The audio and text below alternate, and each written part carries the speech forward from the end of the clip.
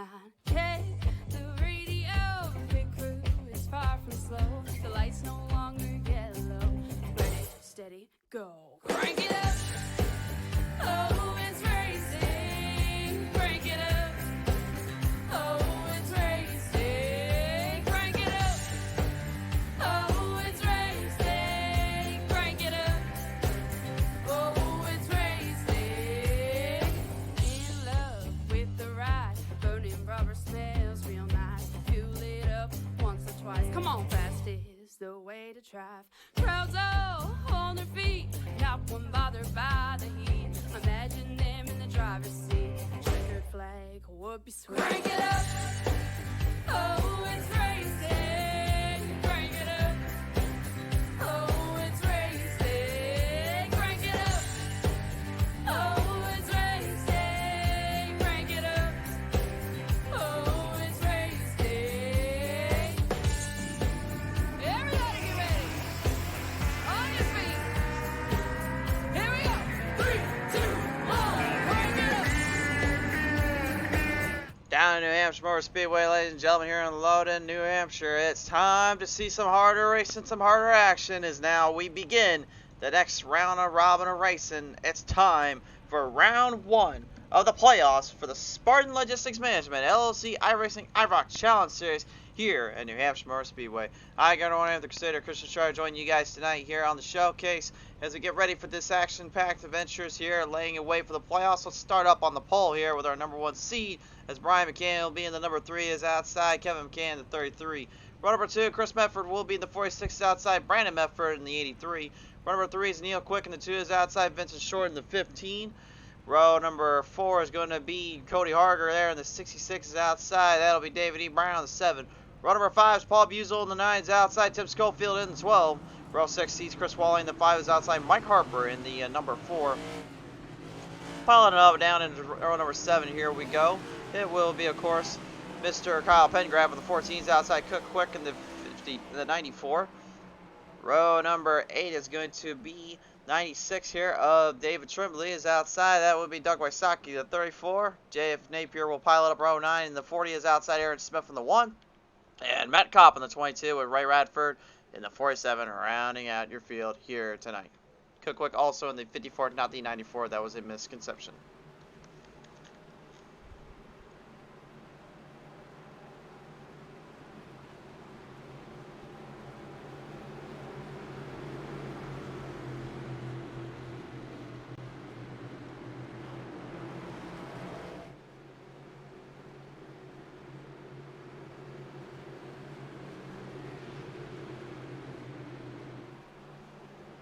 Coming around off of turn number 3 down turn number 4. Off that front straightaway, they pack them in. Rack stacked and all that. Green flags underway. We're racing at Loudon.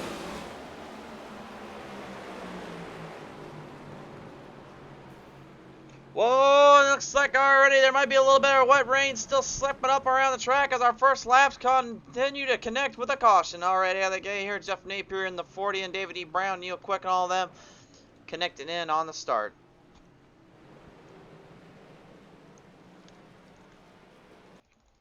Looks like some troubles down here entering in turn number 1, unfortunately. This is going to be one of the most troublesome turns I guarantee are going to give these drivers fits today.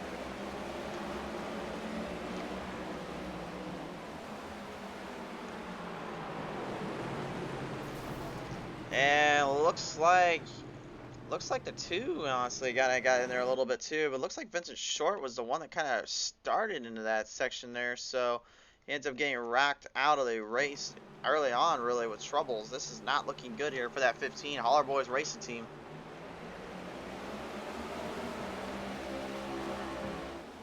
One more look at it here, and you can see the 7 just kind of dove right in, kind of takes the 15, got into the 2, drives up on him, actually kind of got him squared away there, so that's definitely a troublesome spot to be put into, and that is definitely not going to be a good start for any of the drivers out here, knowing that this is going to be a long race, a long battle. We'll take it down now and talk with our drivers here, get a little insight perspective on how they feel about going into this one. It's going to be interesting to see kind of what their thoughts or feelings are on everything and how they feel about this race in its entirety. Again, this is one of the more tougher tracks we watched them play it out on in general, so let's listen in as Brandon Medford now joins me in Brandon, right now, you and Chris here still kind of up in the upper half. Nothing surprising there after last week's battle at Las Vegas, though. How'd you feel going into this a little bit more shorter and more low bank track? Oh man, this track is very tough, very technical, and the car hates it. Now, why does the car hate it exactly? Like, what makes the car really struggle to kind of grip around this place? Well, the car's really tight. I mean, you got to roll the center just right and hit your apex perfect to get a good straight drive off the corner. And it's just very hard to find that with this car for some reason. For me, anyways. For sure there. Well, nevertheless, though, as we continue on with the race here, hopefully things can get a little easier and you can start getting the car to rotate in around the track. Best of luck out there. Thanks, man. Brandon Bedford here in the 83 having a little time to talk with us here as the drivers are going back to double file set here.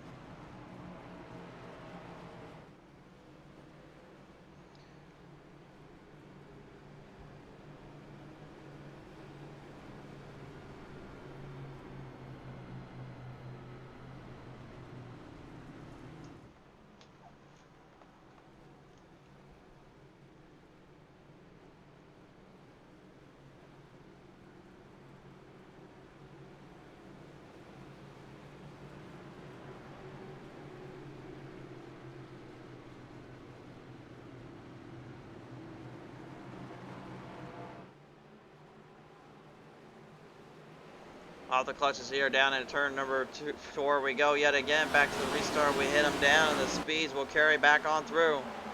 See if we can get through this corner here a little bit easier. Drivers seemingly braking a lot more smoothly, a little bit more on the crisp edges of the turns. Not much troubles running it down on the ends, down on the playing fields here. Everyone now getting a good charge off.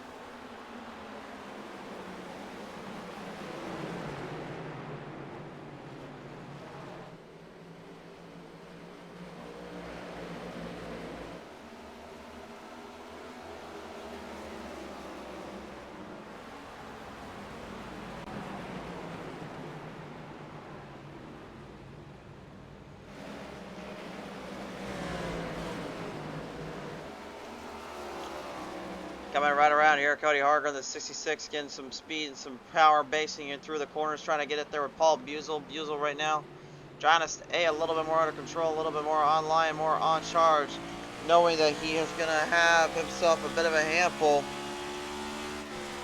Working through some of these corners and working through some of these ends here.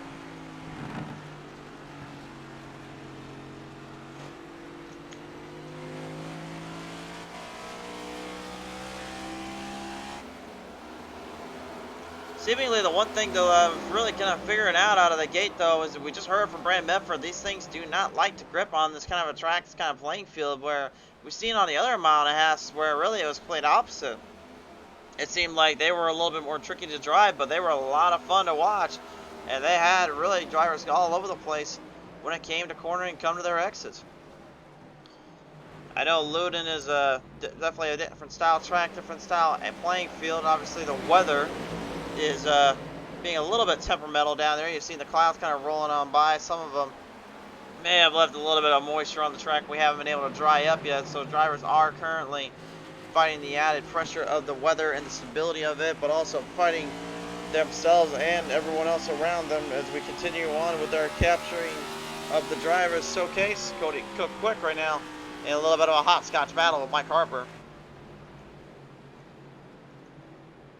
Harper and them kind of battling back and forth here. Neither driver going to give an inch here. Cook, though, bringing it right below onto the inside zone of number 4. Harper trying to hold him back, though.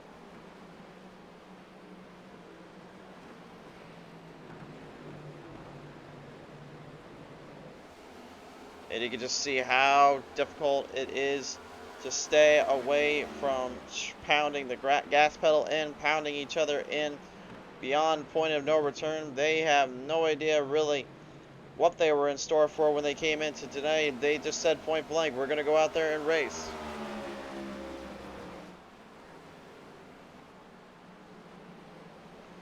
And race they shall.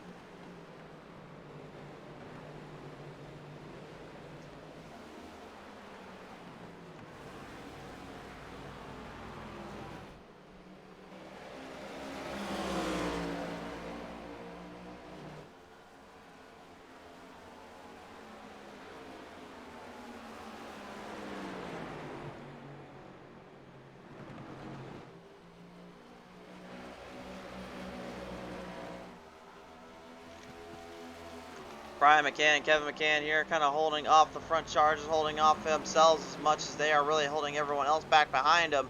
And really, that was one thing we saw in Las Vegas last time out, where that All-Star race was those two late in the game.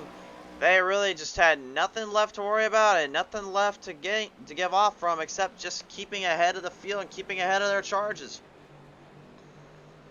They're looking to do the same thing here, and it's just kind of focus in on themselves, focus on their driving style, not anybody else's. And that's exactly why Brian McCann is a champion and Kevin McCann has come so close yet so far in previous times.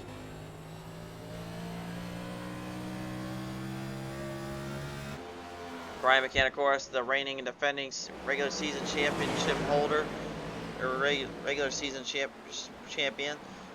The current champion of this entire division, though, is of course the guy right behind that yellow one, and that is Aaron Smith, as he's currently in a little bit of a heated fight here with the 5 of Chris Wally and the 2 of Neil Quick. Donna March the charge on ahead of him and all as well as around everybody else. Now it's time also to kind of take a look at our championship contenders in this season, in this running here. Not all drivers you see are in the championship hunt. There are actually quite a few of them out, including Kevin McCann himself. So in the roster-wise here, we got Aaron Smith. He currently is the reigning defending champion. He is the top seed going in. Neil Quick, though, easily the 3rd seed, only to that 3 of Brian McCann, who is your 2nd seed with that season win, with that regular season championship win. Chris Wally, though, also in that hunt, still had plenty of time to do it. David E. Brown in the 7, and then 12 with Tim Schofield, the 15 of Vincent Short, 22 Matt Kopp, 34 Doug Wysocki, 46 Chris Medford, the 54 Cook Quick, 66 Cody Harger, 83 of Brandon Medford, the 89 of Brian Rose, Troy Radford, the 94, and then David Tremblay. They are all in the elite field of championship contenders and contentions here. And a little side note here as well, right now as we watch Aaron Smith here going around on side-by-side territory with that 96 David Tremblay, as well as dealing with the 5 of Chris Wally right behind him. One thing to note about him, 3 wins so far this season, 1 pole, 8 top 5s, 11 top 10s. He's a master of the class, and he's a master of the disasters that brings to the table. He knows how to hang with the best of them. Neil Quick, well, really shouldn't be a surprise. He's even in this hunt to begin with. He had the season points race leads pretty much locked and loaded all season round. And he's actually got Aaron Smith beat right now in the points system. He's got 3 wins, 1 pole, 10 top 5s, and 13 top 10s, outclassing the number 1 here, to say the least. And maybe if he can dial this one up a little bit more, you might see more of it as we continue to go along with this race.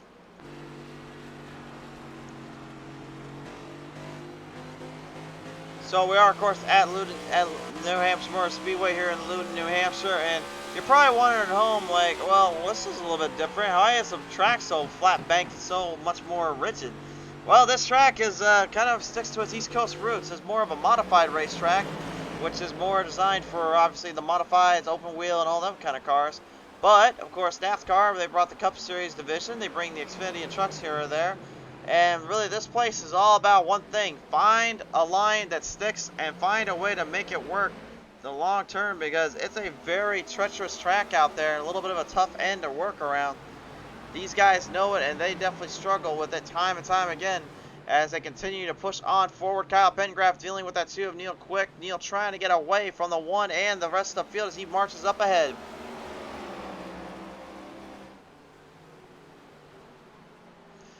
And Pengraff nearly getting a piece of that too. They're entering into the turn. You can see how he has to back off so much in that throttle just to stand clear of each other and stand clear of wreckage. We saw earlier on what happens when you don't do that. Well, we talked to Brad Medford earlier right now, but we got to look at his family member, Chris Medford, here in the number 46.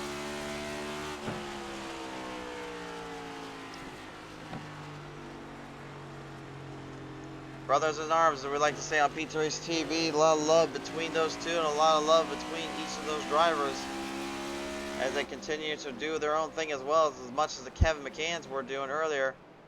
And caution flies on out here, though. We got problems down here for Kyle Pengraff. Oh! And he's going to take a little bit of a hit there from Jeff Napier, unfortunately, in the number 40, as we were just switching out our overlays here for some, just trying to see what happened. To the PTM Instant Replay we go, brought to you in part by, of course, our friends over at R&R Racewear tonight. Yeah, I know we still got the silver logo going on there, but I just thought we'd leave it there for this one. And Pen Graphic C just right off turn number 3 and 4, just over accelerated. Car swung him on by, had nowhere to go.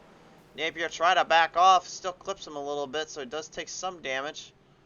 How bad the car will handle or will take from there remains to be unnoticed, but what a tough break there, unfortunately, for that number 14. Well, it's time to take it down now and have a little chit chat with the boys, see how all the drivers are doing, and have a listen in. Let's start it back out here. Let's go to the number 4, Mike Harper, now on the line. And Mike, right now we watched you go into a little bit of a frenzy battle there with some of the drivers and really keeping up the distance with Cook Quick. How did it feel right there in that number 4 here on this track? It unfortunately feels a little shady for me right now. Still a little loose, didn't get much practice in, so once again, I'm gonna just give it the best I can. Is there really a line you're trying to aim more towards here, or is there really just kind of an open-ended spot to hit with? It's gonna be a crapshoot. Seeing what happens, throwing stuff at the wall and seeing what sticks. For sure there. All right, well, Mark, we really appreciate your time here, sir. Best of luck as we get you back into this race. Thank you so much. You can see Mike Harper's voice, man. He's definitely a little bit more coarse, more a little rich on the nose there. He's very, very gentleman-like, but very much also can be a bit of a hard racer when he needs to. We'll see if he can continue that on as we now join in with the number 22 driver, none other than Matt Cobb. Matt, right now here, it's 14 slots. Started back in the 19th run, though. I gotta believe that was probably not where you wanted to be in qualifying, to say the least. I'm just trying to maintain, want to start at the back in case there's a bunch of wrecks and try to avoid it and just kind of maintain, work my way up best I can. Save my car for the end. So far, our car seems to be saving pretty good and seems to be A-okay, but as you start to get a little bit further into this race, I'll ask you this. How bad do the tires kind of take a bit of a beating down there? Because we heard from drivers this place can be a bit handful for them. Yeah, just trying to maintain, not overdrive the corners to, this first stage running. So at the end, I'm not overdriving it and bouncing off the wall. So just trying to keep the happy medium of being just quick enough to maintain where I'm at and not overdriving it. It's definitely a lot to really maintain, a lot to keep a close eye on here, Matt. Appreciate your time here, sir. Thank you. Matt Kopp, ladies and gentlemen, having a little time to talk with us here. See if we can bring one more driver onto the list here. I think we'll bring in the number 5, Chris Wally here. We'll talk with him now. Wally, right at the moment, you're having a pretty good little tussle, a little bit of a fight down top 10 section, but I know more than anything, you guys are looking for that top 5 more than anything here, and looking to keep your hopes up in the playoffs. How does it feel right now at New Hampshire? Yeah, absolutely. That's goal number 1. Make sure we have a good finish, for the points. Been a good race so far. Car's still trying to come around a little bit here. Following the 2 and the 1 right here, maybe I can learn something. For sure, they're definitely the 2 fastest of the bunches. Now, I'll ask you this as well. When you were battling with Smith and Quick there, did you really get any info on how the car would handle when you go side by side? It actually is pretty good. I guess there's about 5 of us right there at one point that you could have just thrown a blanket over us, and I thought it felt real comfortable. These guys, they can just get off the corners a lot straighter, a lot lower, and accelerate a lot faster. So I'm trying to figure out how to do that right now. Definitely a lot to kind of get a grip on and kind of figure as well. So nevertheless, Wally, appreciate your time here, sir. Thank you. Chris Wally in the 5 here, looking to kind of square away and get fielded back into place. Coming down off the reins here, off the corners yet again. Wolf piling them on down. Initiating, ready for another green flag restart here as they'll hit them off after turn number 4. Back to the green flag we go. We're underway.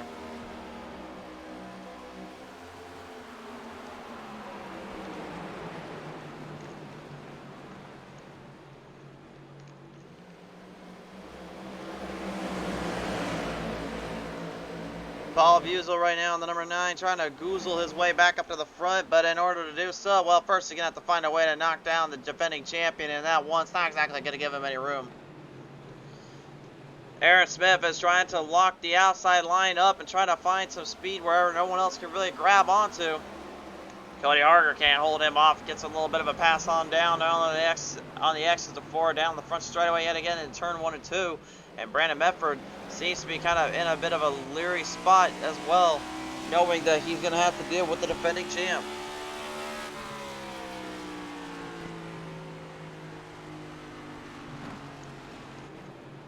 Expect a few bumpers and a few pushes inside and out with some of these guys. Definitely can be a bit of a grabby shot here, a bit of a kind of a handful, if you will.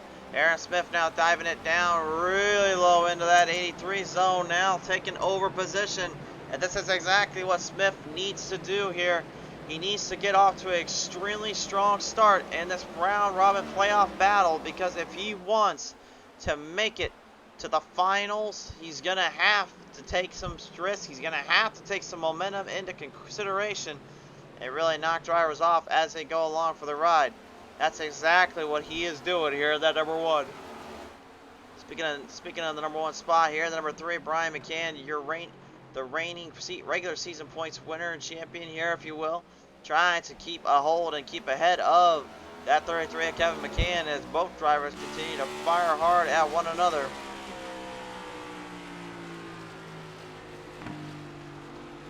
Now Kevin, really one thing I've always kind of said about him is that he is a bit of a mix-up. He can really rock and wheel a car around the track and really outplay and outsmart a lot of drivers out there, but I think his biggest gripe, his biggest issue that he had with this next-gen Cup car was all ironed out when they did that huge update that pretty much opened the door to the speed and the landscape that we now see here, which is that 670 horsepower package.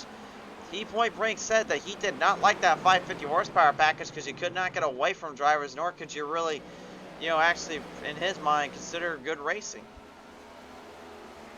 I think anyone that knows me, I've made my thoughts pretty clear about that too. I've never been a fan of the way that setup was. I was never a fan of it running on the 1.5 miles. So just to me, trying to run it as a plate track just did not work. And I still am very hesitant to say that it even works for the likes of Atlanta Motor Speedway, which it's a darn shame that unfortunately that's going to configure that way it is. But hey, if people enjoyed it, so that's all I got to say to that.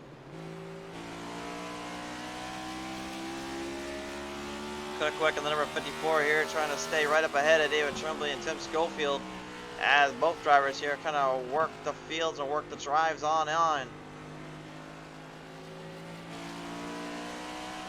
That's one thing I really will say though, is that this track may actually be kind of the Phoenix Raceway version of what these next gen Cup cars kind of have to deal with. This is not a very racy track. It's a very underwhelming kind of side-by-side corner end track.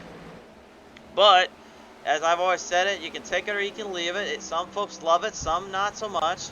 To me, this is the kind of racing that really I come to expect here though. I come to expect some good close side-by-side out of the gate, and then over time drivers kind of fall back in place, kind of fall back along the lines, and then it just kind of turns into more of a rough and tumble, kind of griping down, put the pedal straight down to that metal kind of style racing, which I think anyone knows us really well here on Pizza Race TV. That's kind of in our name. That's what we like to see. All different types of racing, all different forms. And really, New Hampshire, depending on what package, what kind of car they can get quite a bit out of this place, in my opinion.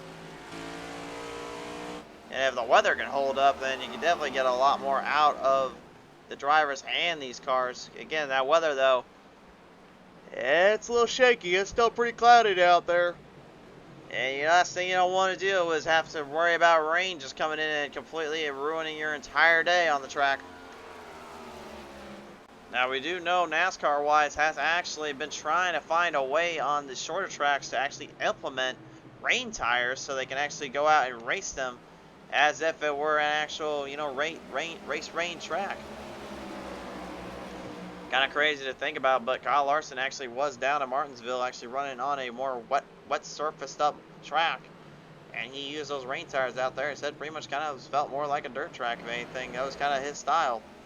Yeah, you still had to watch your corners, you still had to watch your exits as you would at Martinsville, but hey, I mean, it all worked out in the end and you got some good knowledge out of that. At least we know down the road maybe this track could be one of those tracks. We just start seeing the rain tires being put on and they let them race in the rain.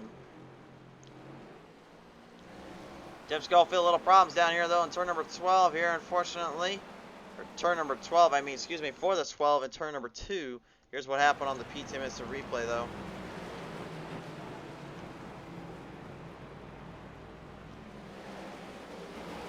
Might have shot a little bit too hard there off turn 2, and you can see right there, once he got that flat spot, there is a flat spot that really, I wouldn't even think where anyone was hitting too hard there, except for that time around. If you see where the 12 of Schofield went, that was a bit of a rough edge there. He kind of clipped into. He couldn't really control the car from that angle, that spot, and that's really a hard area to get out of.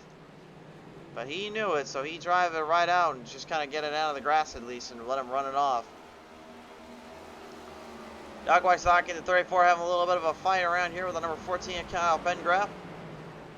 Maybe trying to grip the track with like a lobster would claw at the sea urchin, the fish down below us here in the New Hampshire Bay Area. Looking for any kind of momentum he can get up there, but it seems to have fallen off slightly. As we move up to the course and up to the field, David E. Brown and David Tremblay, battle of the Davids, with no Goliaths in sight. And Brown, even though with that damage on that front end of that car, still car holding up pretty well. That's one thing I always will give the Next Gen Cup cars. They're doing their credit. They are very, very well built machines. They're very well built kind of equipment out there.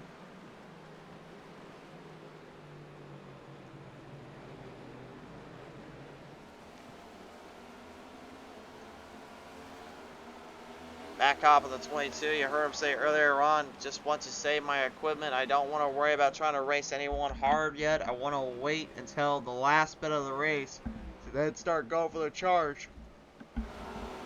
He's doing an awfully good job here staying out of that territory of getting a little too crazy, a little too rambunctious, but I wonder and I question, will he be able to do that the entire time?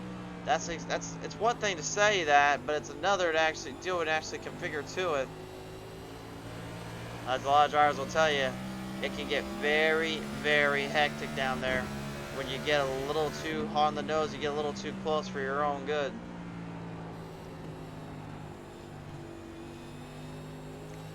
Previous times I would see drivers kind of running more towards that bottom slash a little lower than the middle area they're running it right now, but it seems as though with these Next Gen Cup cars, you really have to diamond off it hard into the entry, and then you have to kind of stay right in that middle foreground there as you hit them right up that flat spot, actually avoiding the flat spot a little bit. Just by driving it right above it. It is a smoother run, but again, this is where I kind of said about Phoenix as well. It's like, you can't really have too many areas to pass at. You don't have a lot of areas to really run off from. But it does, in hindsight, make things awfully more interesting if you're trying to make those moves and trying to make them later on. Even Aaron Smith struggled a little bit to get a bit of a pass down, although it seems like Harger might be a little bit more off the nose than him right now. Harger giving him a little bit of room to the bottom. We'll see if the number 1 can get that extra little kick up, that extra little charge up ahead of him. Now starting to close the gap. That time around, with the exit, he closed it off by about a half a car length. Just needs one more car length. Just needs one more half a length there, and this will pretty much then be Smith's position. David Tremblay has jumped out of the car and jumped into the pit road. Looks like there might be problems down there for that 96 here. What a tough break there for him. Unfortunately, having to suffer through that, have to suffer through another day of troubles and problems on his end of the spectrum.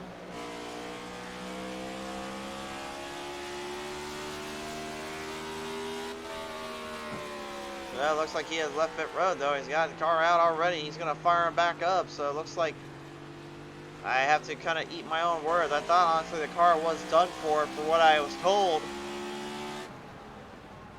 He said, well, I'll make a monkey out of you there, sir. I'm going to get this thing fired back up and I'm going to get ready to run it on down.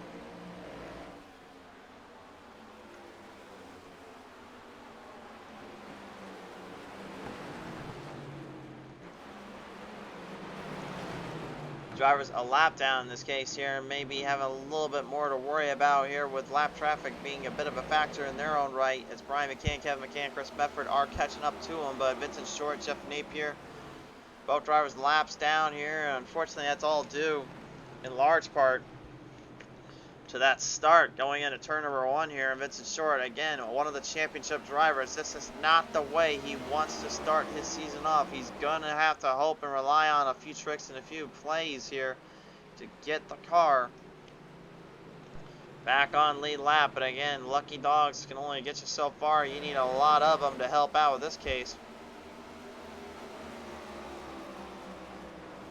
Benson, though, not doing a too terrible of a job, in my opinion. Kind of hold down the line, kind of hold down the field as we continue on with this race run. Race fans, when we come back, we'll take more of an action shot and more of a run around this place. Things are just heating up around here. Tonight's race, ladies and gentlemen, brought to you in part by our good friends over at Spartan Logistics Management, LLC. By R&R Racewear, the official merchandise store for iRacing, as well as the iRoc Challenge Series. By Loud Pedal Gaming TV, smashing the loud pedal for your viewing entertainment.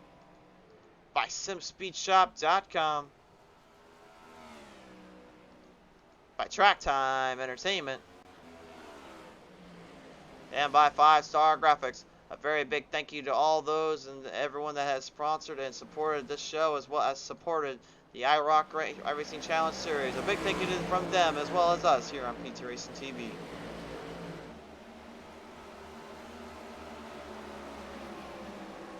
Let's get back down to business here right now. Still, Matt Cobb letting the 15 of Vincent Short get him on by there. Did not want anything to do with him or ruin his race. So it looks like that 22 is definitely going to stick to his strategy and hang on there. James Govia saying Dave Brown is picking them off one by one. If his tires last, look out. Well, we saw earlier that 7, he has got some damage on that front of the nose, so I don't know if that's going to necessarily come back as well to kind of haunt him, but he is definitely clipping some drivers off, kind of taking a few wings with him.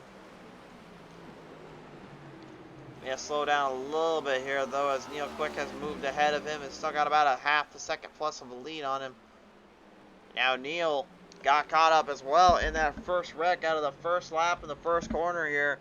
And you can see that right front has got a slight clippage chip in the nose of the hood there. How much that will affect him is not quite for sure or really compensatory to belief, but I would have to say it may be enough to kind of slow him down with the aerodynamics of the car and all that.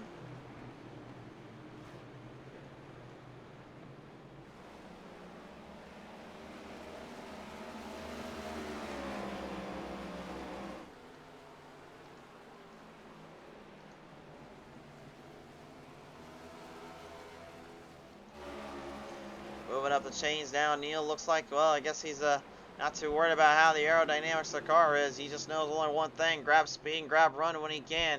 He gets right up ahead here of the number 5, Chris Wally, as Wally tries to hold his line down, tries to hold that car away from the wall protection. He knows halfway point is in near sights and is in his near future. It's in his best regards to keep up with that and keep into pace here.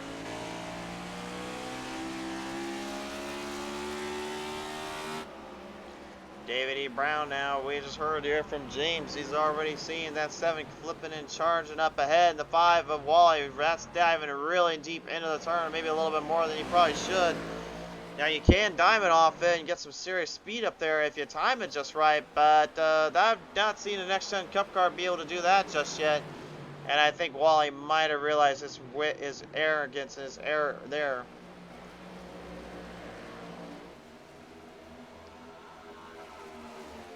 David Brown is now closing the gap off. Got about 0.3 of a second left to go before he'll actually make the pass in. Aaron Smith finally got around Cody Harger a little earlier on, but struggling to get back up there to Brandon Medford, who he was actually right up with to early in this race. Not sure if he's having some mechanical problems down there or what is going on, but it seems as though the number 1 is a little bit off pace, a little bit off centered, as the 47 here, Ray Radford, lets the 96 of David Tremblay on by. And this is just something that you're going to see a lot of today. Is you're going to have a lot of drivers kind of take and go, as we like to say. They're not going to try to make any too big of moves. They're not going to try to do anything too crazy, too out of control.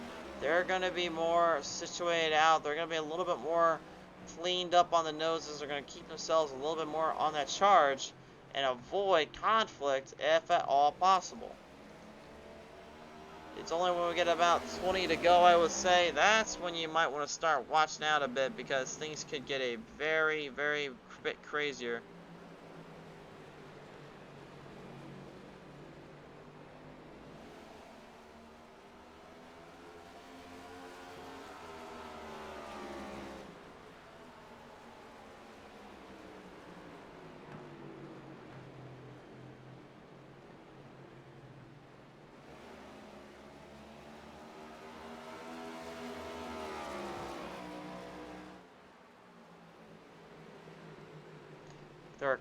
The caution has now flown on out. Looks like there might be some trouble down there actually for David Tremblay in the 96. I was about to say, well, I don't think we've quite hit stage break here, and that's a matter of fact, we have not. Here's what happened to the 96 of David Tremblay.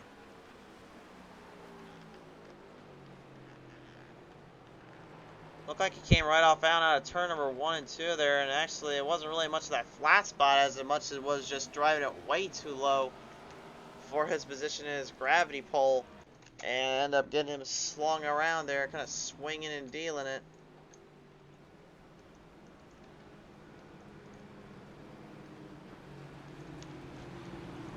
So the drivers will get squared back up to phase number 1 and reel them back on in. We'll see what happens from there, but still plenty of action to come here on Pete's Race TV. Still plenty more to really be had and be told with.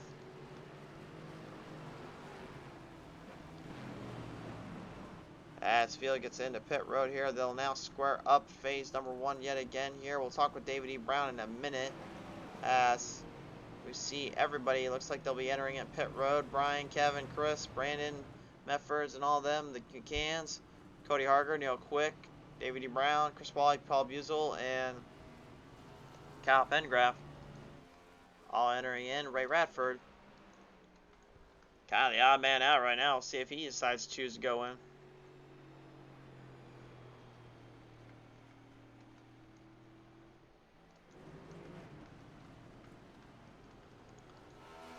And looks like he will opt not to. Looks like he's going to try and get himself some positions back here as we now take it down here and talk with our drivers here and have a listen in with them here. David, as we get kind of closed up with you right now, some of our fans have been kind of noticing you're starting to click some drivers off and kind of taking positions over. How is the car kind of working around with that?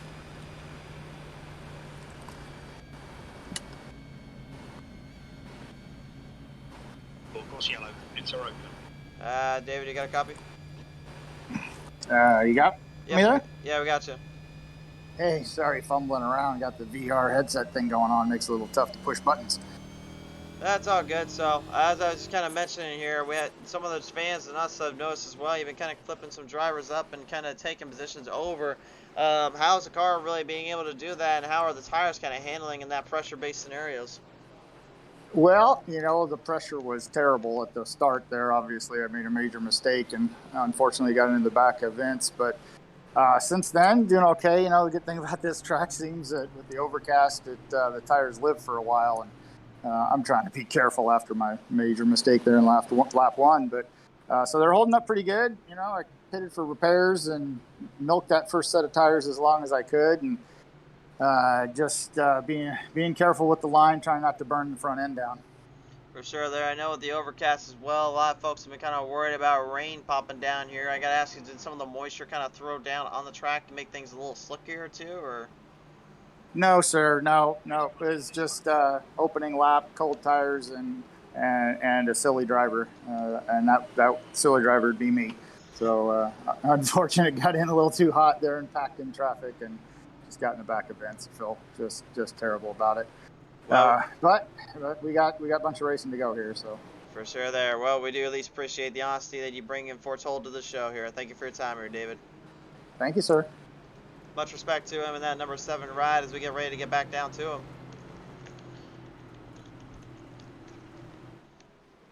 Brian and Kevin McCann here, your front starters yet again on the restart zone.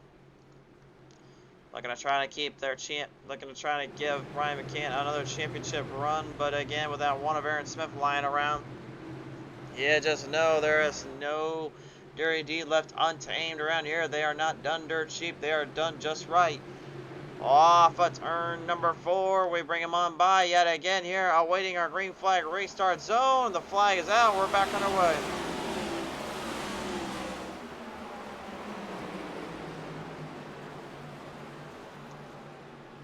And with only a few laps remaining before the stage 1 break comes in. Positions now starting to form up. Positions now starting to get a little bit more hectic around the track. A little bit harder to kind of master and control. Chris Wally here drives really far up yet again here. I'm surprised he's driving as high up as he is. Again, considering he could be really putting himself into a bit of a traumatic zone, just putting himself up in that position, putting himself up into that run zone. But he doesn't seem to be fazed by it, nor does he seem to be bothered by it.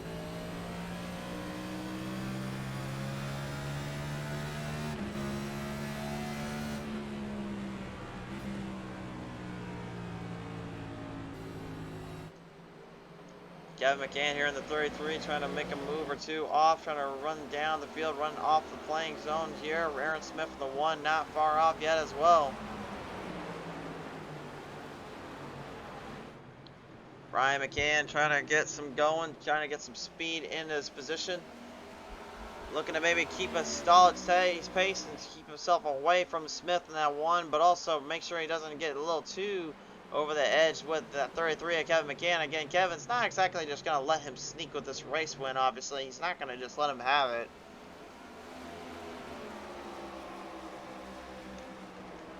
Last time out, it would be Kevin McCann that actually was taking the victory away from his family member Brian, as Brian had ended up actually making a bobble entering in off turn number 1 and 2, I believe it was, back at Las Vegas, and it would be Kevin who stormed away with it, stealing his win in his mind.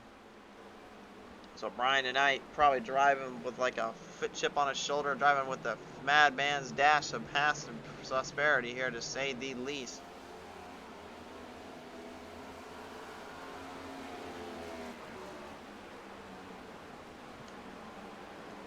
David Brown now has a little bit of a competition handle to deal with here as he starts to move the chains on in with Neil Quick in the number 2.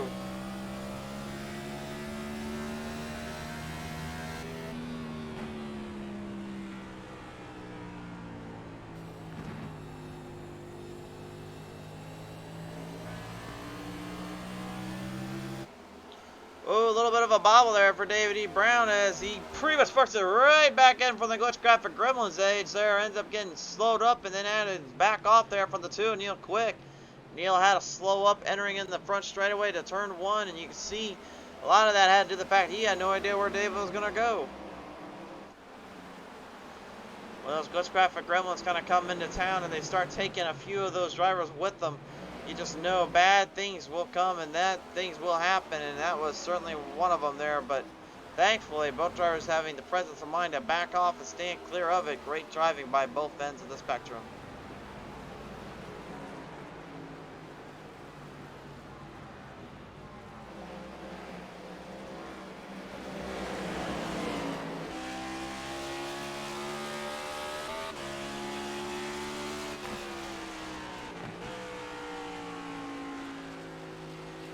Mike Harper in that number 4 still keeping his distance, keeping a good charge with Tim Schofield, which I think will bring us to Russ right about that time, where we stop talking for a minute and we just let the drivers do the talking with their cars. It's time to crank it up here on Pizza Race TV.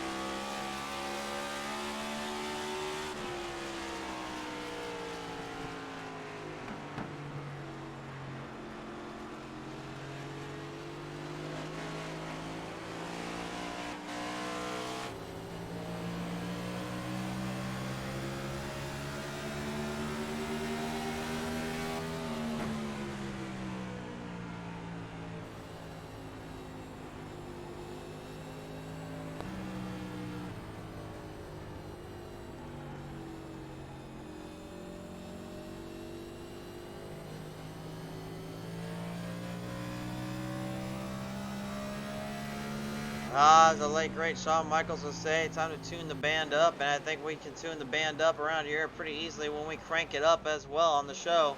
As the music from the roaring power of the over 670 horsepower engine blocks being put to good use. These NASCAR Next Gen Cup Series certainly have it out and have it in the best of positions in the runs today.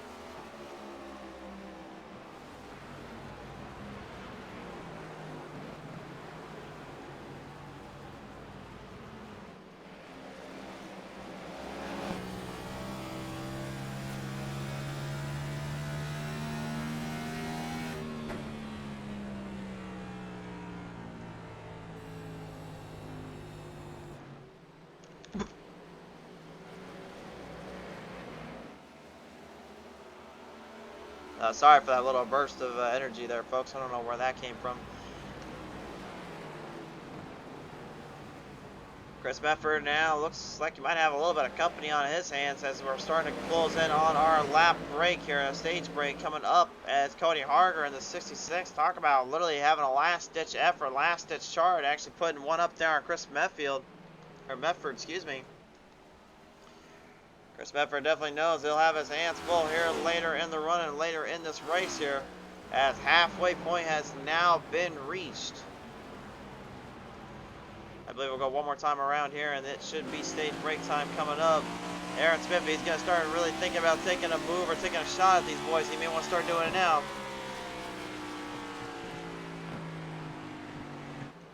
He knows he's going to have his hands full when it comes to that next stage, that next round of racing, and that round robin clearance here in the playoffs itself, making for some extremely intense moments and some extremely tough fights around here.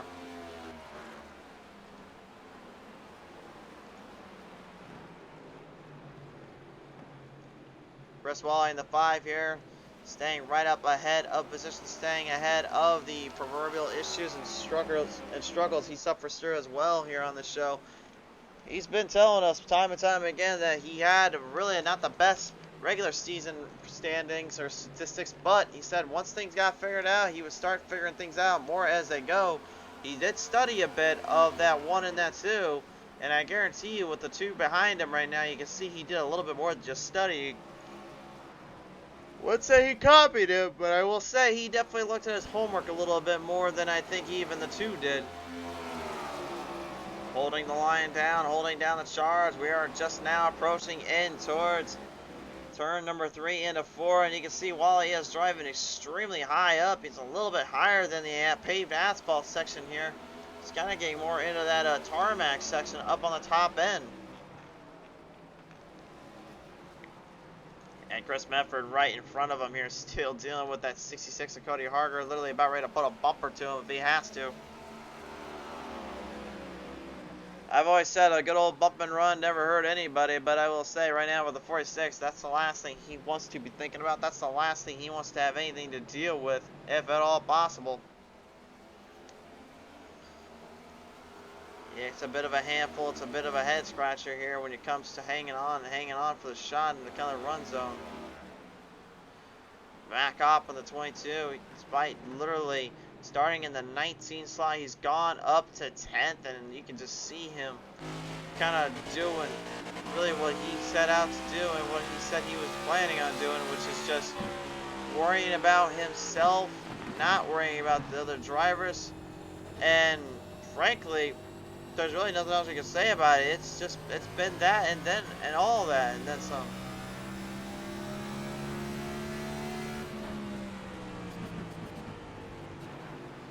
Quick though, well, let's just say he's not exactly gonna give out anything here except a little bit of a hashtag beating out here.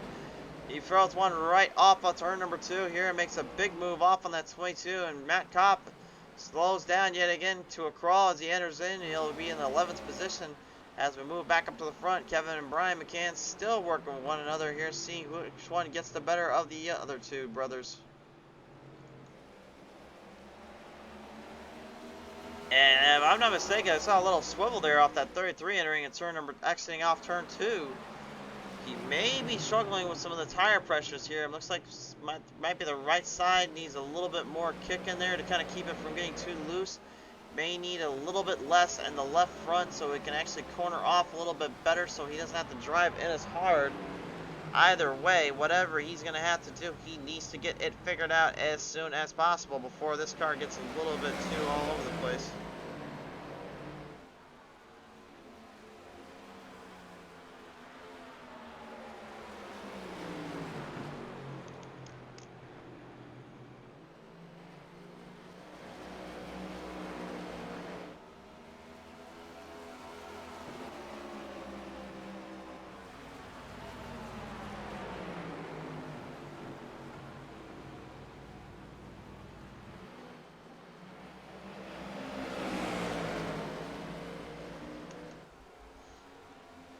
Working the drive on in. It looks like Kevin is getting one step closer to Brian McCann here. We take a look at our lap times here, and you can see that really both drivers about as even as matched as you can get here. And again, Kevin, he's out of the playoffs when it comes to running for the championship, but you know as well as anything, he wants to get some of those. He wants to get some of those wins back. He feels like he's owed because again, he has not been around very much. He has not been around as much as nearly as we thought he should have been. And a lot of it had to do with, again, issues with the car and issues actually with finding a timing and a schedule to get out there. So it is good to see the McCann boys are back in action and back in full force. But, you know, coming into the end of the season, you know, we wonder how many times will he show up? How many times will he be here with us? So I guarantee you next season, though, might be a completely different story because this car really has changed for not only the better, but it also has really kind of implemented like what it is like to be a full-on NASCAR driver. If you ask me, iRacing did a tremendous job with this car and really did good work with it. I just wish NASCAR themselves would fix that darn steering or do something at least to make it a little bit more of a driver's style instead of kind of what I feel I best can describe as basically just a hit or a miss. Like, I don't even know what the heck this thing's going to do. It's just almost unpredictable sometimes what that steering will do to you.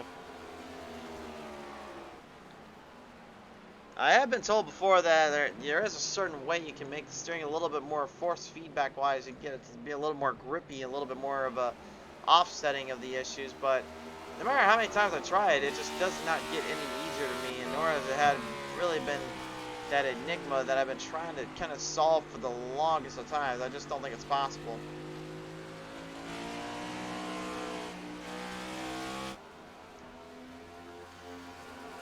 Walleye holding up 7th position right now here as Neil Quick looks to try to dive it in below and try to see if this thing will stay. Which way will it go? He's trying to make a move off on the 5 as a 2 now moves up a charge, moves up a run, looking to build the speed down that back straightaway. Yeah, he's not exactly giving them an inch, nor is he giving them any room to make mistakes here. Neither is David E. Brown back there. As you see that black and green wrecking machine, I guess you could say for the night anyway, with Vincent Short kind of just doing its own little thing, trying to stay in full charge, full run, full gear, full mode.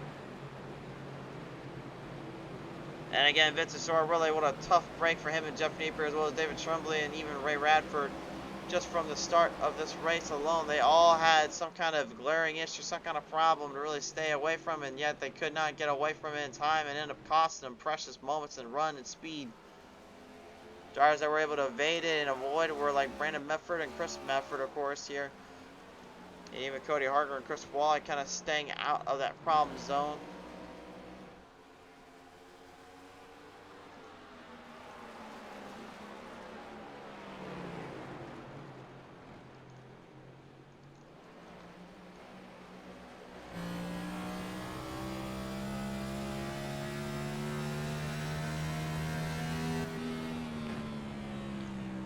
Aaron Smith trying to stay on charge, stay online here as he looks to try to get somewhat of an idea of what he will have to do to take on Kevin and Brian McCann. You can even see even him struggling a little bit to hold that car online on this Magic Mile long track.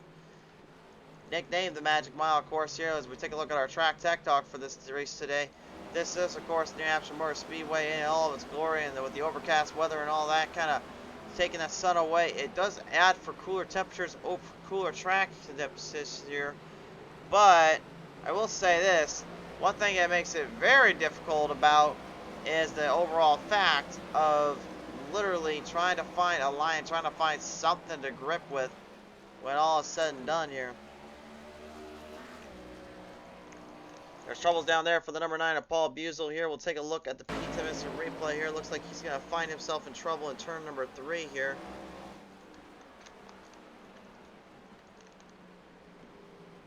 Comes right up and back up and goes down the bottom of the lane there. And usually you see drivers kind of going below that yellow line no matter what car they're driving. But these next gens just ain't playing that game, son. They said, nope, we're not doing that, and nope, we're not having any of that here. We're just going to stay in that line, stay in that charge. If you dare try to break our rules, then I will make sure I break you, sir. That's coming from the next gen's mindset, not us, I will add real quick. Mike Harper here, way back in the field here, and it's kind of really, in my opinion, not as on the nose, on the speed zone, as he, if you will, but again, he is not in the championship hunt either. Although the guy behind him, a bit short, definitely is. And with the top, and with 3 top 5s, 8 top 10s in his season, he's been a player, and he has definitely been in that hunt multiple times, multiple races, but has not pulled a way into victory lane just quite yet. He said today, though, if it was gonna do it, it was not gonna be here. He said it really, he's eyeing more of the bigger tracks and kind of those bigger areas.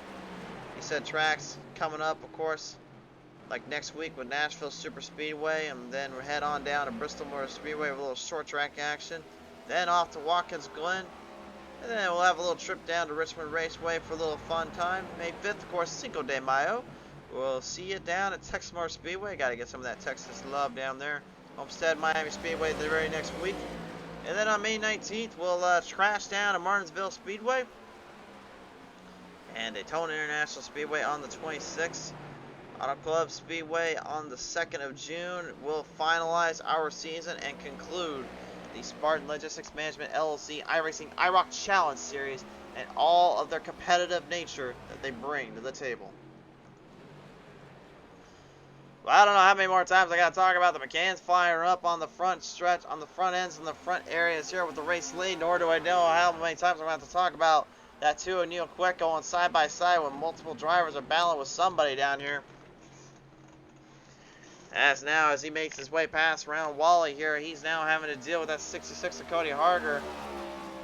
And David E. Brown even getting a piece there of Wally. Takes him right off of closing ends and off the pass zone there. Dual file, side, close corner, action racing. Neither driver making an error or making a mistake. They just want to push these things to their limits.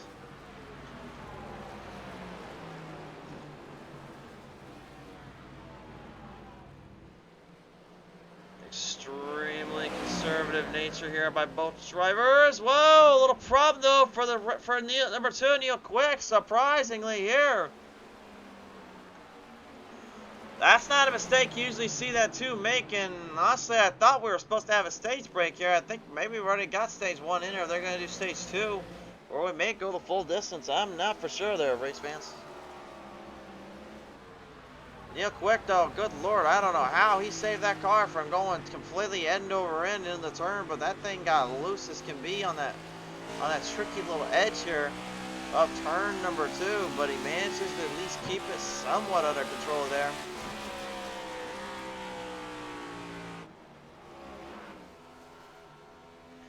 David E. Brown now looking to try to make a little bit of a move off on the 2, and Neil Quick trying to hold down the line, hold down the charge. In the back of the ends as well, in the front straightaway, into the back stretch they go. Chris Medford and Brandon Medford swapping spots, swapping places, going 4th to 5th. Medford goes 1 up, Brandon goes 1 down. And really, Chris, the better of the 2 in qualifying. He started in 3rd, he's currently in 4th. And with only 50 laps remaining now, things start to close off. They start to bridge away, and it looks like Kevin McCann is doing that and then some, maybe trying to save fuel. Looks like he was expecting a little bit more of a caution zone here. That does not seem to be the case.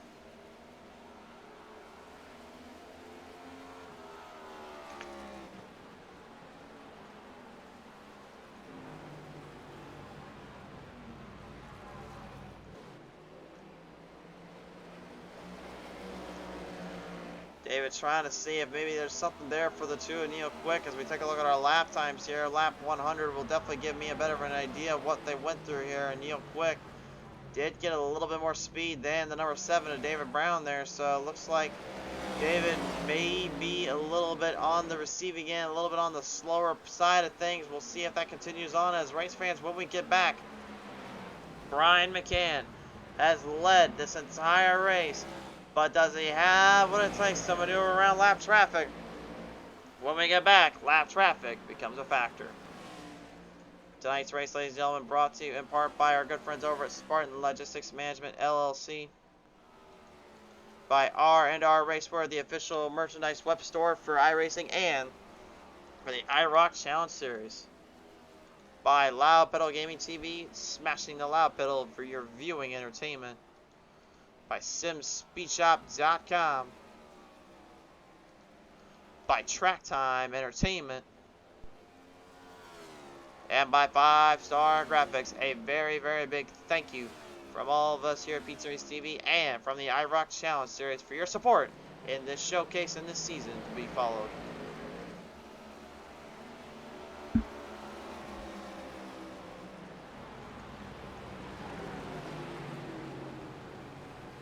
Oh, I said lap traffic was going to be a factor. I was not lying when we came back from break. Oh, hold on.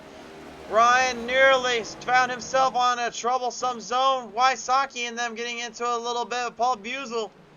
Buzel goozles the 34, and Wysocki I don't think is too happy about that, but I guarantee that Brian McCann may have had a few drops come out from somewhere here, and I don't know if that's sweater, if it was something else, but boy, he had gotten very close to disaster there. The 9 nearly clipping the entire 34 out from underneath his nose.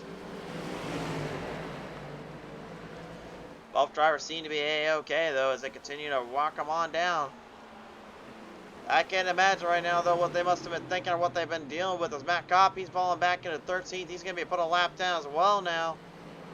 I mean, right now, this is starting to get pretty crazy here. Because Kopp, earlier on, we talked to him, and he said point blank, he's going to try and save this thing for as long as he can. And he was expecting more of those wrecks or the cautions here. He has not had any of that really pop up or any of that situational awareness that I feel as though may have been what he wanted to deal with.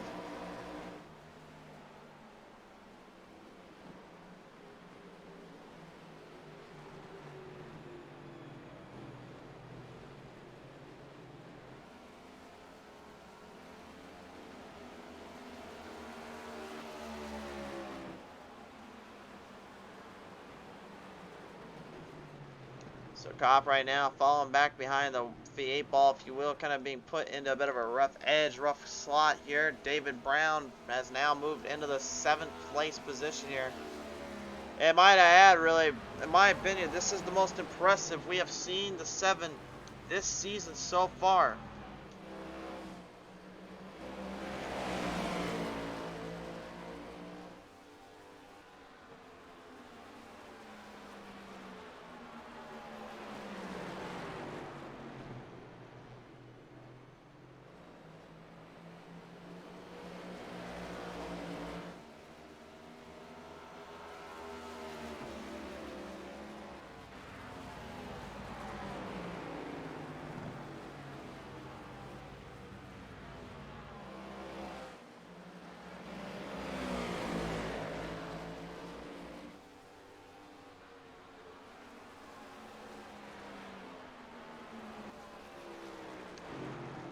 Well, I'll tell you one thing though, if he's not too careful, those glitchographic gremlins are still going to be kind of messing with him a bit here. Now you can see he is currently fighting them and dealing with everything he's got. That's kind of a rough edge, kind of a double-edged sword you don't want to deal with here, as again, with those gremlins kind of sneaking their way into the nose under your hood. They can be a bit of a handful to really stretch out and have to deal with here, and he knows this all too well. About 40 laps remaining here, and really, to be honest with you folks, I was expecting more, not necessarily of some bumpers and fenders together, but I was kind of expecting more of a kind of a closer encounter between every single one of these drivers. Seems like this one has been more of a dial the reins back here and find out which one can hold the line back the most. Not saying it's a bad thing or anything. It's far from it. It's just not quite what we were expecting, as pit stage caution has now finally come on out, and this will be their last one. Stage break, and Brian McCann still has led this entire race.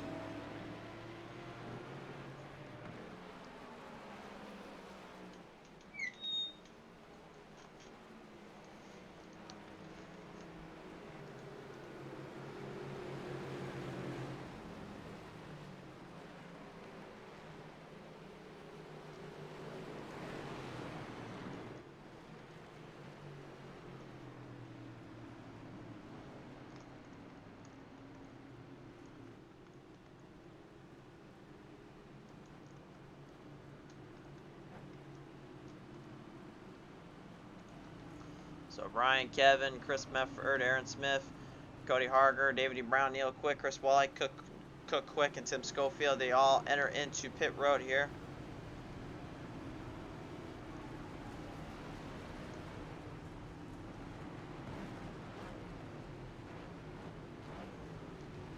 And you can hear them revving the motors up. They're trying to get these things squared out quick enough here. Look out for Aaron Smith coming up from the back. He's going to try and steal some spots. Going to end up in third still, as Brian and Kevin both almost simultaneously just getting right out at the same time. Both drivers having great pit stops from their crews.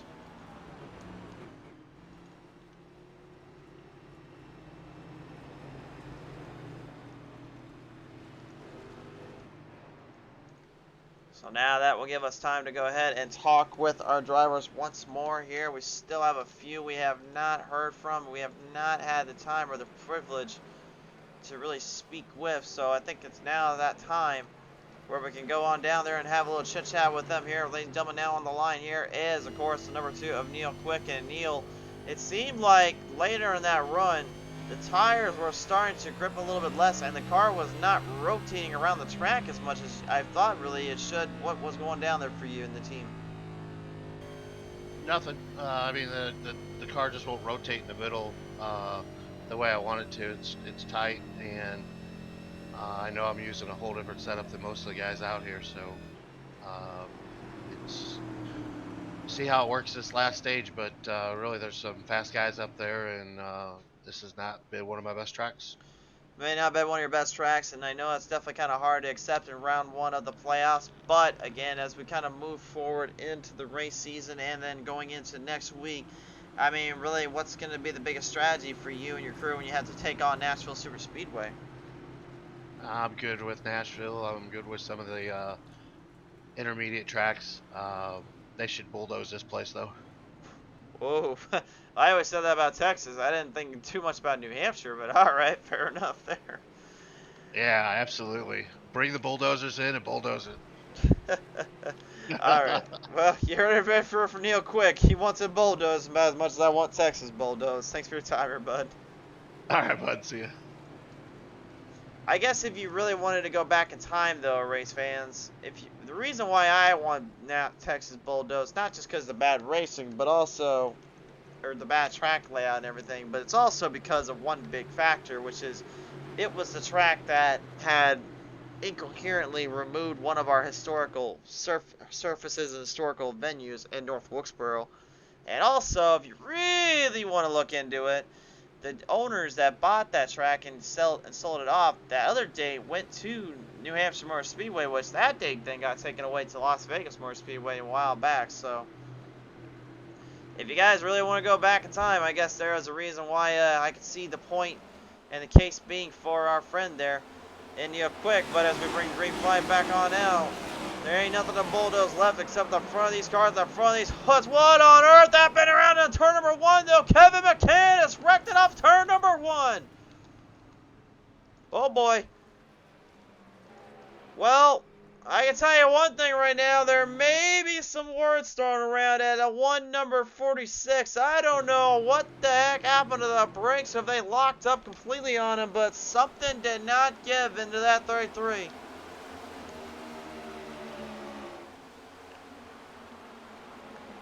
Whoa.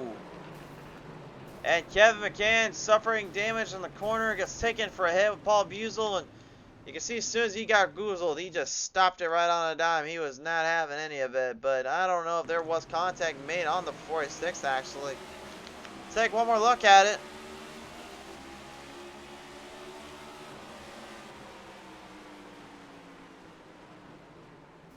I don't know, race fans. You guys be the judge. That's very close, though. From one end, I can see iRacing probably messed up and had Kevin's rear bumper kind of get clipped a little bit, but I don't know. I'll let you be the judge. You are my judge, my jury, and executioners. You have the call. From my angle, though, it looked like it was cut very close, so that's all I will say. That's a darn shame, though, unfortunately, for the 46 and as well as the 33. But now joining us on the line here right now is number 12 of Tim Schofield. And Schofield, so far, really been kind of an up and down kind of day. You stayed more in the top line, then you get into the top brackets of the top 10. I mean, right now, things are pretty consistent here. Really, how has that been here for you, though? Well, this is the first time I've run this track tonight, and I've had a hard time finding a good line. Made a few mistakes, did a little off-roading, but mostly kept the car clean, so put myself in at least somewhat decent shape for a halfway decent finish. Halfway decent finish indeed, and halfway decent run. So I'll ask you this, because we're seeing a few guys trying to make sense on the middle side, while some are going a little higher up above that for you. Really, where's the line you feel is best on this one?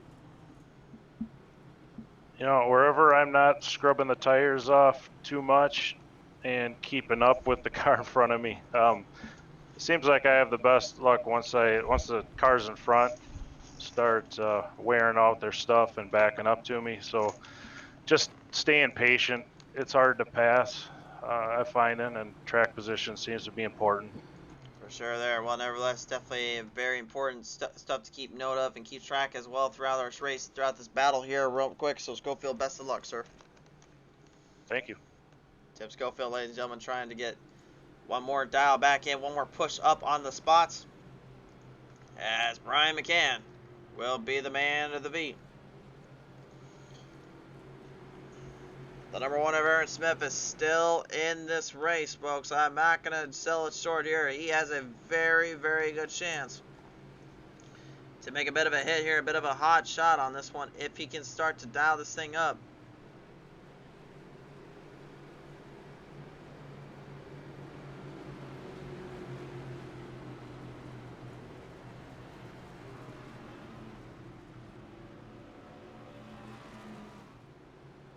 They will hustle him on down.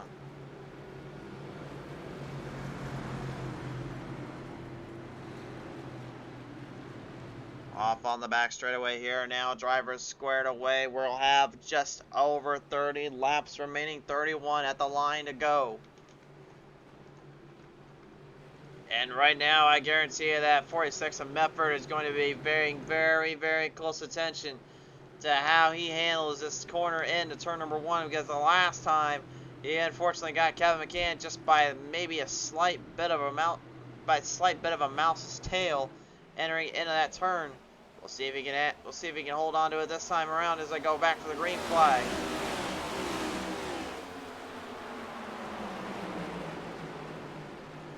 Much cleaner. Look at Medford though. Oh boy, he put it right up to the 3 and gets the 1 straight up on the outside.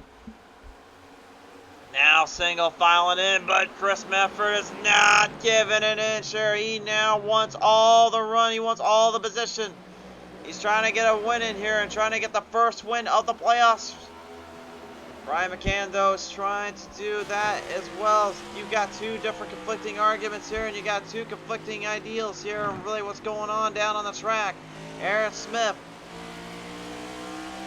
looking to hammer down, looking to punch his ticket straight to the inside. Moving chains on in with the number 1. And he's looking for some runoff here to really punch the ticket in. Whoa, no! Brandon Medford off turn number 3 and 4 slides it, lost control, and ends up getting tagged in the back.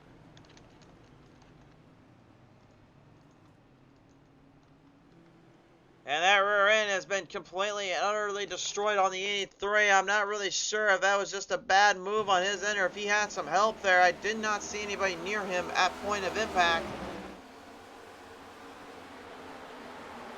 And right here, anyway, it looked like he overdrove it. Yeah, right there. You guys want to tell me again how easy these things are to run? Yeah, good luck with that. These cars are not easy to drive, and they are not by any means easy to handle, and you just saw why that is. Listen to the throttle go into that turn.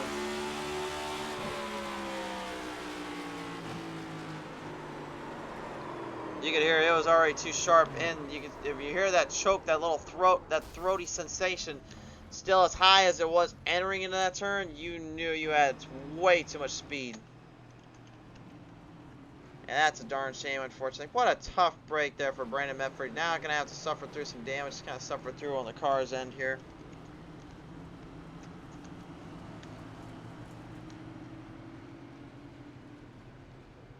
Well,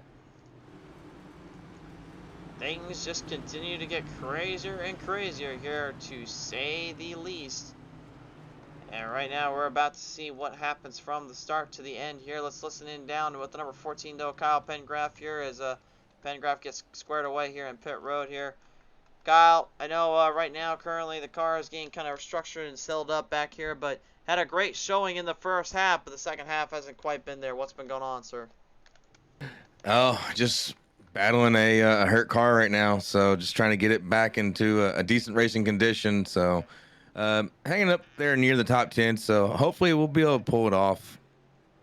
Hanging in the top 10, of course, yes, sir. And as we watch the laps kind of wear down and wear and tear out here, I mean, with the short run now being put into effect, how much of a difference does that make for you and your crew to try to drive a little harder, or does it really change anything? Well, with the car being wounded, it's down on horsepower right now, so I've just got to be able to get back into the throttle a little sooner than everybody else and hope that it sticks throughout the exit. Other than that, about all I can rely on right now is hope. Hope indeed, but hey, as we said before, sometimes hope can make the dream come alive again, so we'll see what happens here. Best of luck here. Thank you. Yeah, you can tell though in his voice, he's more than just hoping. I think he's praying a little bit inside with that car. He knows something is not right and something is hurting badly down there. I have left the mechanics alone because I think we'll talk with them a little later on, but also Kevin, I guarantee you we're not bringing him in at the moment unless he asks for us to bring him in.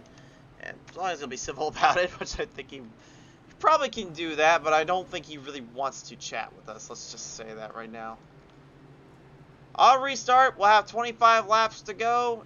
And this time, Medford, now being on the outside, now has to deal with that one of Aaron Smith possibly coming up and taking him a few spots. And how about this? James, if you're still watching, my friend, your boy David E. Brown is now currently in the 4th slot, and he is taking positions left and right. And with only 25 laps to go, well, safe to say, anything can happen now. This is getting crazy.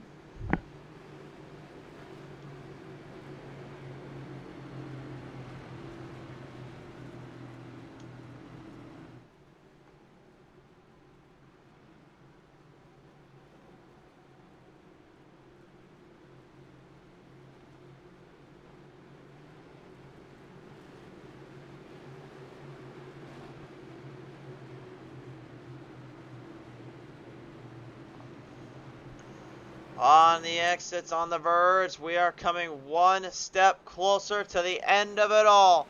Green in the air, we're backing in. Medford made a big move there. He had to cross it over with the 1. Oh, but he's going to put a bumper right in between with the 3 of Brian McCann. Oh, hold on just to your hats. Hold on to your seats, folks. For the first time tonight, Brian McCann is going to have himself a little bit of trouble. Here he comes to the inside. Straight shot on the end run. Trying to move the field in position. Smith sees what Medford's up to, but now he knows he's got to start making some moves here, or he's going to be put in the spotlight too. 3 wide, maybe coming up. No, not yet. Medford still holding on. Brian McCann, literally, I gotta believe, is in a dead heap scrapple right now, just trying to hope for the best. Problems down there for Colin Pengraff, unfortunately. Looks like he'll have to kind of suffer through this one a little bit. Medford lost speed, lost momentum. Now it's the one of Aaron Smith staying right in the line. And David E. Brown like a shark in the ocean. And when he smells a little bit of blood, he smells a wounded animal. He knows what he smelled, and he was going for it. He saw it too with his own eyes. Medford is all over the place right now trying to get a little extra run back in this. Did Medford drive his tires out too much?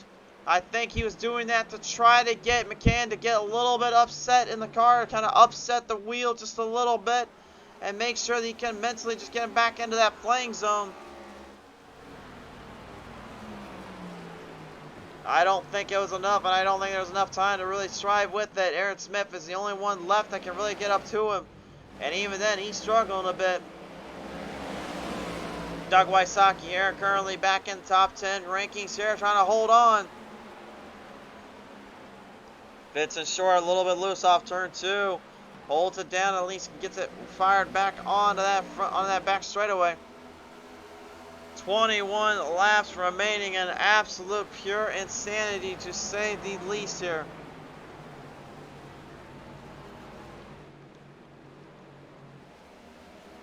Chris Wally now, how about this? Even now the 5 now starting to make a little bit of a renaissance.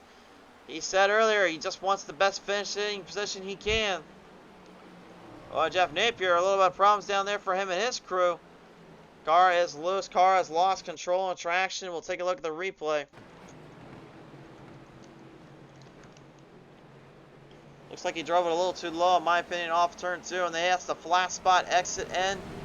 Good driving, though, by the 40 to able to save it there from that angle. That's definitely a spot we would have seen a while back. Drivers would not have been able to save it that easily. And speaking of saving cars and speaking of drivers, Pengraf here in the 14 still trying to save his day somewhat and hold on to a top 10 possibly, but he knows Mike Harper is not exactly going to give him that run up that easily. You heard Pengraf say a minute ago he needs to get in the throttle a little sooner, get it back on quicker. If he wants any chance, he knows these guys up ahead, they are just way too fast or way too evenly keeled for this kind of speed, this kind of runoff.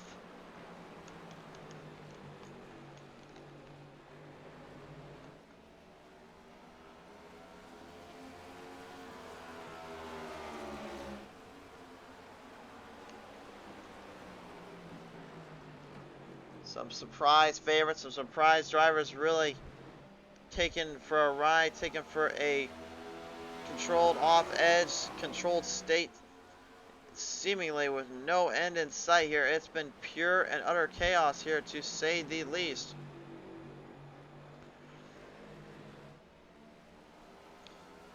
Time to hunt down with 17 laps left to go here, though. Brian McCann and Aaron Smith are dead heap in a scruffle, dead heap in the fight.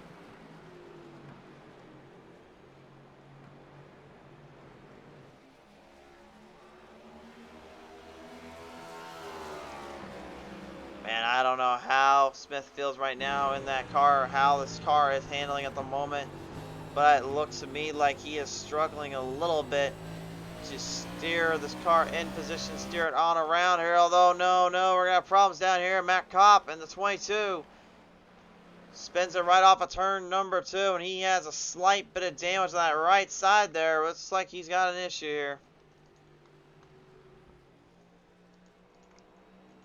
And this is now going to change up the dynamics again, to say the least here, as the 1 and the 3 were in a bit of a scruffle there for a minute. Looking like the 1 of Aaron Smith was starting to close off on the 3, but this one now is going to turn into more of a shootout between those two on the restart. Looked like Matt just kind of clipped right off on that end there and just couldn't hold the car on line, trying to get out of the way, but he did not have enough time, and the pace car and the pace lights were thrown on back around so they can give the 22 a chance to stand clear of trouble. All fairness there, good call on them, but I don't know how well Brian McCann's going to feel about that call. When we come back, we're going to talk with 1 or 2 more drivers and close this night off. One way or another, this one might end up going out with a bang. Tonight's race, ladies and gentlemen, has been brought to you in part by our good friends over at Spartan Logistics Management, LLC. by R&R Racewear, by Loud Pedal Gaming TV, by SimSpeedShop.com, by Track Time Entertainment, and by 5-Star Graphics. A very big thank you from the iRoc Challenge Series, as well as us here on PTM Race TV side of things. We cannot thank you guys enough. We cannot say enough good things about you for your support. Show some love down there to the sponsors as well, race fans. Without them, we wouldn't even be able to do this tonight. Let's have a little listen in though here with some of the guys in the back. Unfortunately, as this night kind of comes closer to an end here, as one of them being the number 40, Jeff Napier. And Napier, I really think honestly your night kind of came to a swift little end there, really out of the very first hole shot of this race. What happened down there from that to now here, sir? Well, I think it was the 14 car. I think it was Pendergraph. He apparently got turned a little bit further ahead. I was riding in the back, just kind of staying out of trouble and just kind of minding my own business. And, you know, came around the corner and there he was. And about the time I got to him, he started to get spun around and get back straight. And he, you know, and I collected him, you know, so kind of messed me up, you know. Yeah, definitely messed you up. Definitely slowed down that silver bullet number 40 here. And I know that's definitely going to be something to kind of struggle with, kind of have to deal with here in round number 1. But as you get ready for Nashville Super Speedway next week, really compared to this track, what would you say about that track compared to this? Well, that's my home track, and I've actually got real laps in real life in that track, so I love it. Oh, so a little bit of actual home field advantage and experience out there, huh? Oh yeah, that and my son is into drifting, and we drifted there a couple of weeks ago, and we're getting ready to do it again in about 2 more weeks. Hey, have fun with it and have a good time with it, Jeff. But nevertheless, though, as we get ready for that, definitely going to have home field advantage there. So best of luck, and we'll definitely root on our hometown boy when we see it. Yeah, definitely. It's kind of fun though to stay out here and, you know, get new tires off sequence and stuff, and, you know, run with the leaders there for a while. It certainly is indeed. All right, thank you for your time here, Jeff. All right, thanks a lot. See you next time. See you next time indeed. Here is the number 40, Jeff Napier, shows a little bit of a love down here on the track.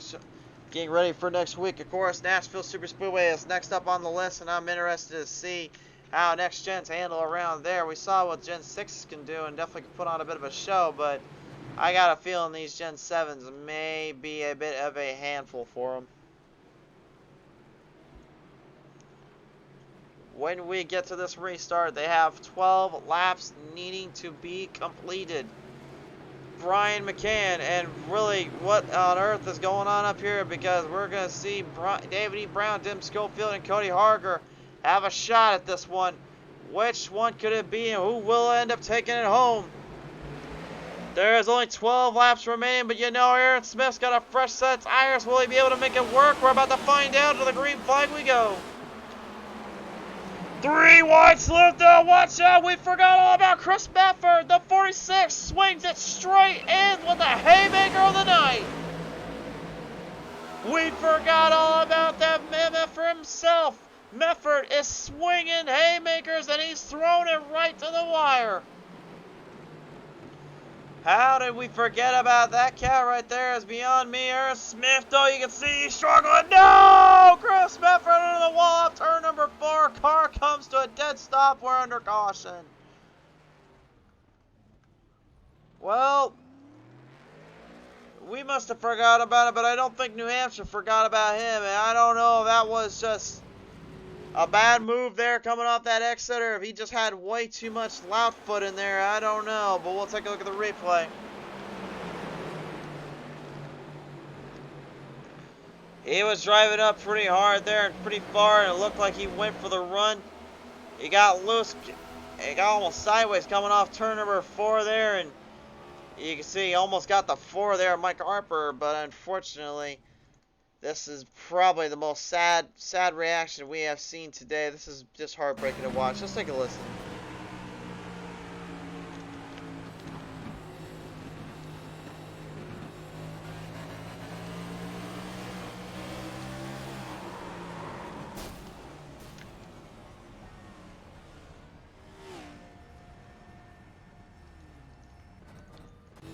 Man, just absolutely heartbreaking to see a driver literally put it to the wire, put it to the line, trying to find something to finish this race out, to just get that last big oomph, that one little extra push to possibly come away and actually survive and conquer around here. But again, it just, sometimes you can get around it and sometimes you just can't, and that unfortunately was what happened there.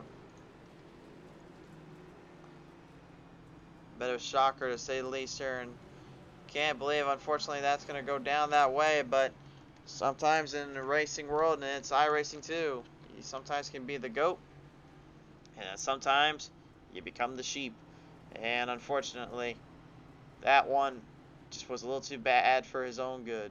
But nevertheless, ladies and gentlemen, let's take a listen in now real quick here with the number 47, Ray Radford here. Radford, you got a copy, sir?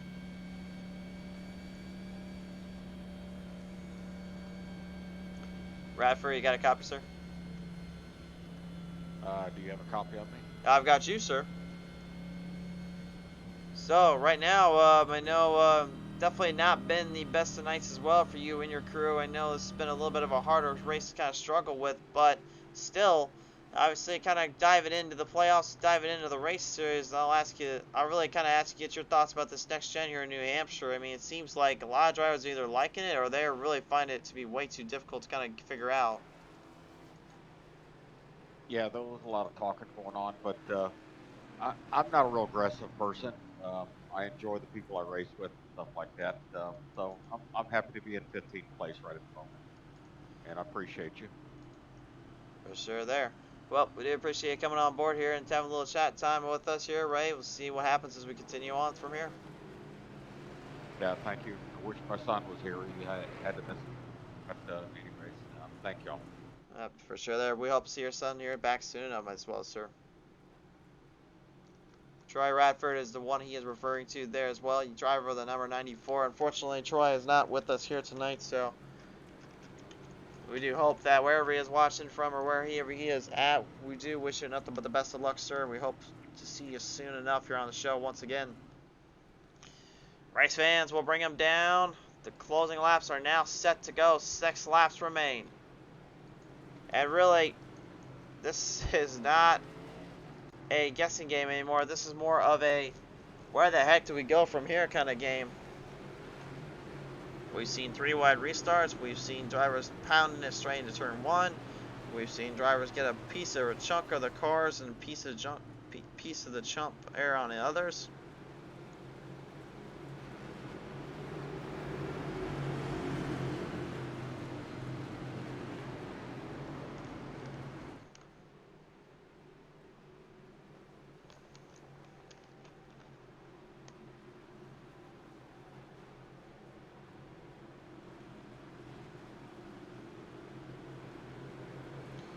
Here we go now, race fans. Restart coming up. 6 laps left to go.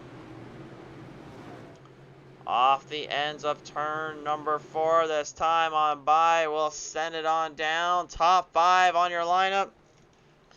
Top 5 on your radar. Here we go.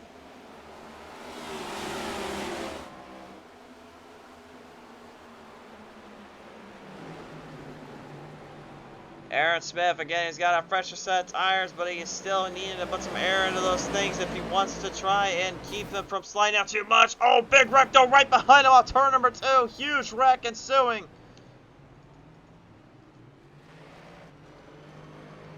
Whoa. And now we're going green-white checker territory, so we'll call that when we get to it, but what the heck happened here?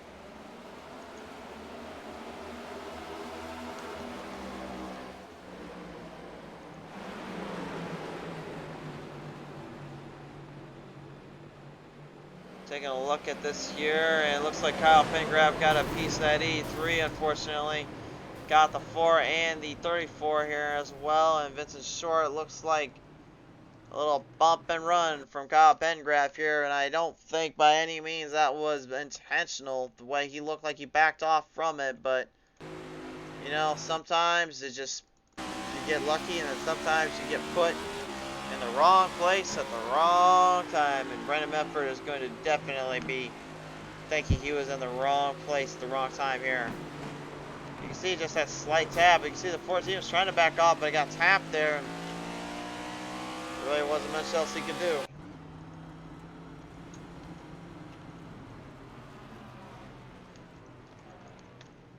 Well, We won't be bringing any more drivers in for now because we are going in green-white checker territory, which means we leave everyone alone and leave them be.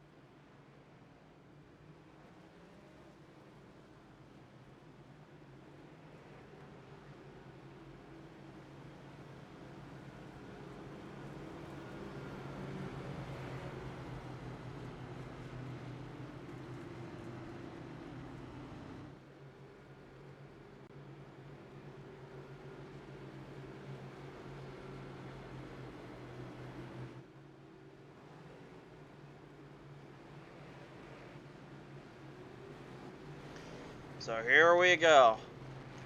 Green-white checkered attempt. We'll put the top 5 up on the radar here. This is the ones you gotta watch out for. And look at this. McCann, Smith, Harger, Brown, Wally are the top 5. Neil Quick, Tim Schofield, Kyle Pengraven, Cook Quick, and Chris Medford, the other remaining drivers in this field, in this bunch.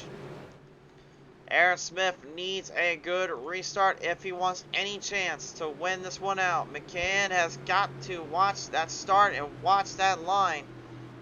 That is the only way he'll be able to pull away with this one.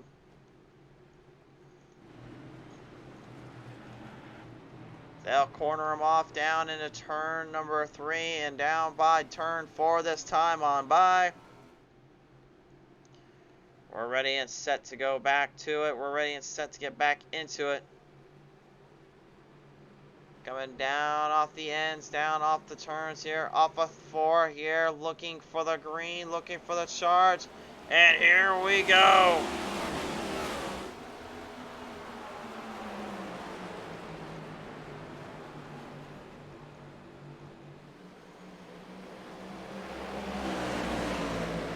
Two laps to go here. We'll see if we can get it to the white flag. Aaron Smith.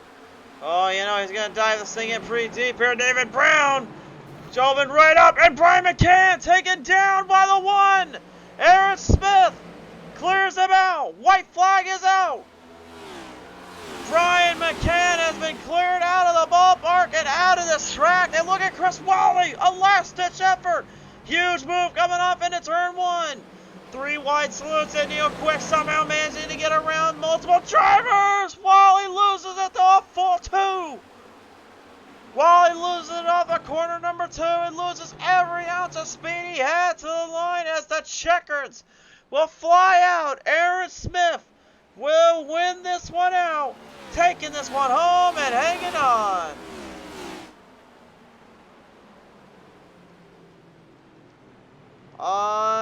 Unbelievable. Oh my goodness. Oh my.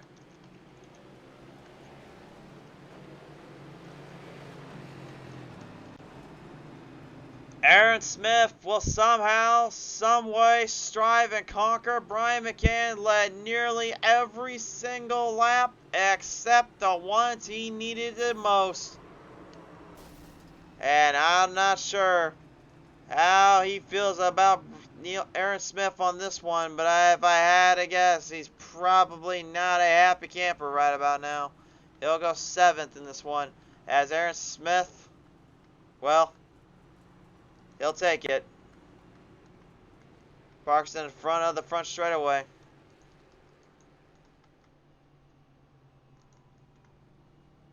And it looks like I don't think he's going to do any burnouts out there. I think he's going to kind of just let this one soak in a little bit. I think he's just kind of going to be of that mindset. That's kind of that driving area, though. There's really not a lot you can do from that spot. Really not a lot you can bring to the table other than having to fire down everything he could. And again, with how tight it is, I don't blame him for how hard he raced it. But at the end of the day, was it the right move in his mind? Only he can decide that one. So we can be a judge, jury, and executioner, but he did go 17 spots up to be the hard charger of the night and come away with the race win. As we are now ready to set to talk to the top three here out of the entire field and the entire bunch.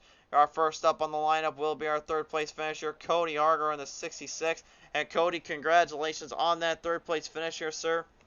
As you somehow, some way, from the first half, go in with some hard charges, some hard racing, and then clip it away with a third place finish. Pretty darn impressive, I must say, sir. I wouldn't say there's much impressive about it. I got pretty lucky there at the end after getting unlucky. I don't know. Had a solid, fifth, sixth place car all night.